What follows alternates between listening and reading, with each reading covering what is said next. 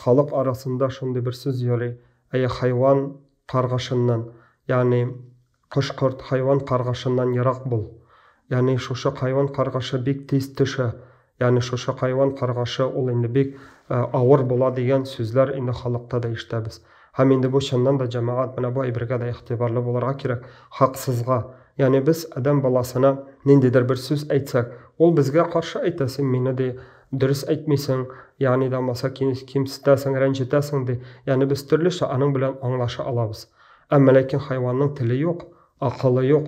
Әгәр дә без аны хаксызга рәнҗетәбез икән, хаксызга аны шушы хайванның хакына керәбез икән, вакытында ашатмыйбыз, вакытында инде сәламәтлеге турында кайгыртмыйбыз, яки да масаның тормышына, шушы җан итүенә инде зыян салабыз икән, инде Аллам сакласын, шушы хайванның каргашы дигән әйбердән дә инде җәмәгать сак булыйк, ерак булыйк. Һәм хайван каргашы һич шиксез төшә дигән инде галимнәребез дә әйтә. Ни өчен? Чөнки хайван ул теле юк, хайванның акылы юк, аның белән аңлашып булмый, аңа әйтеп булмый, инде гафу ит, кичер дип. Чөнки аның акылы юк, Аллаһ Тәала акыл бирмәгән, теле дә юк, ул теле белән дә әйтә алмый.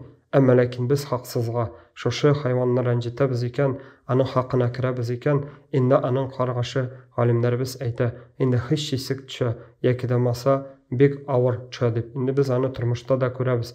Инде хайваннарны хаксызга рәнҗеткән инде бәндәләрнең Аллаһ Тәала каршында инде тормышта да инде бер инде авырлык яки да маса Аллаһ Тәала күрсәтә, менә шушы урында шушы хайванның хаксызга җанына тидең, яки да маса ризыгын бирмәдең, һәм дә башкалар төрле. Шуңа күрә Аллаһ Тәала каршында сак булыйк.